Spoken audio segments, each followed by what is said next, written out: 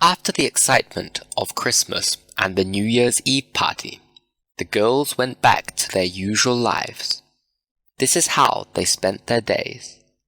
Meg went to the King family, where she was a teacher for the younger children. The Kings paid her, and she was very happy that she could help her family with the money. However, she was sometimes envious of the older King girls. They had a lot of money and often had new dresses and gloves.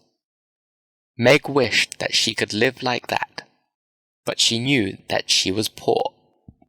She thought that she would never have the nice things that other girls had.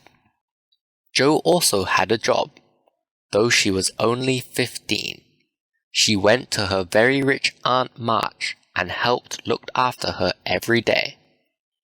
Aunt March asked her to wash the dog or read to her. Jo loved to read, but she didn't like Aunt March's choice of books. Aunt March was often annoyed, and Jo sometimes came home quite unhappy. Aunt March had a lot of books. Jo liked reading her favorites while Aunt March was asleep. Beth was too shy to go to school. Her father used to teach her, but he was at the war, and her mother was busy working. She taught herself as well as she could. She liked being at home and helped Hannah to keep the house comfortable. She spent a lot of time playing with her dolls. Some of them were very old, but she loved them all. She tried hard to make music on the old piano, but it was not a very good piano, and sometimes she cried about the noise it made. Amy went to school. She loved to draw, and the teachers complained that she drew pictures instead of doing her schoolwork. Amy loved to dress up nicely and wear good clothes, and she was often unhappy because her clothes were the wrong color. She had to wear them, however, because she had no others. On the day after the party, each of the girls spent their day in the usual way. That evening, they were all at home together. Meg told them that there was trouble at the King home. One of the children told Meg that the oldest brother had done something very bad, and his father had sent him away. Mrs. King was crying, and Mr. King was talking very loudly. Meg was pleased that she didn't have any older brothers who would bring trouble to the family. Amy told them about Susie Perkins, who was wearing a beautiful ring at school that day. She wished that she were Susie Perkins so that she could wear lovely rings like that. Then Susie did something wrong at school, and the teacher was very angry with her. Suddenly, Amy stopped wishing that she was Susie Perkins. Jo had a story, too. She was reading for Aunt March. It was a boring book, and Aunt March fell asleep. Jo began to read one of her favorite books. She came to a funny part and laughed. That woke Aunt March. She told Jo to read her book instead of the other one. Jo began to read it for her. Aunt March made her go back to the beginning. Beth went to the shop to get something for Hannah. A poor woman came in and asked if she could do some cleaning for the shopkeeper because she had no food to give her children that night. The shopkeeper refused. Mr. Lawrence was in the shop. He bought a large piece of fish and gave it to the woman. Mamie told them about an old man she met while she was making clothes for the army that day. He had 4 sons. 2 of them were killed in the war. 1 was a prisoner, and the last one was in the hospital. He was very proud that he could help his country in this way. The girls were sometimes unhappy because they weren't rich like they used to be. These stories helped them remember that they still had many things to be thankful for.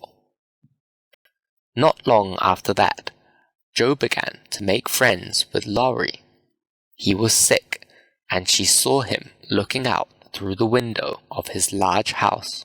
She thought he needed some friends. She began to talk to him, and he asked her to come in and visit him. Joe went in and talked happily with Laurie. He told her that he sometimes watched her family from his window. "You always look so happy," he said. He was sad because he had no mother. Joe told him some funny stories, and Laurie laughed. Then he showed her around the house. Joe was excited to see the library. There she met Mr. Lawrence. She was a little afraid of him at first, but he was very, very kind. He told her that he knew her grandfather before he died, and said that her grandfather was a good friend of his. He was a brave and honest man, he said. Joe was very pleased. Mr. Lawrence saw that Laurie was happy to have a visitor.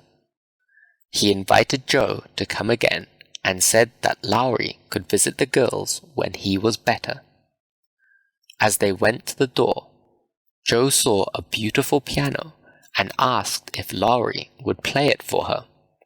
Laurie agreed, though his grandfather was not happy about it. Mommy told the girls that Laurie's mother was Italian and that his grandfather did not like her. Laurie was born in Italy, and both his parents died when he was very young. His mother played music, and Mr. Lawrence did not want his grandson to be like his mother. That's why he didn't like him playing the piano.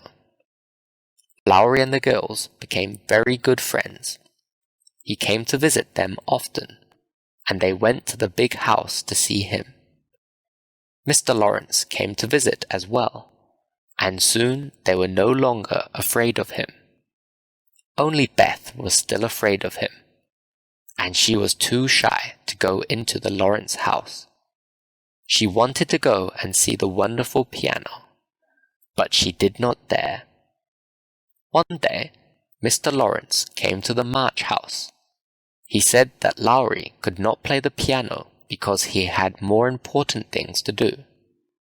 He wanted someone to come and play it to keep it in tune. Beth heard him say this. She was very brave. She said she would love to come and play it. She played it almost every day. Mr. Lawrence secretly listened and made sure that she had good music to play. Beth decided to make him a pair of slippers, and the other girls helped her. A few days later, the girls were surprised when some men brought a small piano to the house with a letter from Mr. Lawrence. "This piano belonged to the granddaughter I lost," he said in the letter. Beth was so pleased that she decided to go to the big house and say thank you. When Mr. Lawrence opened the door, she kissed him. Everybody was very happy.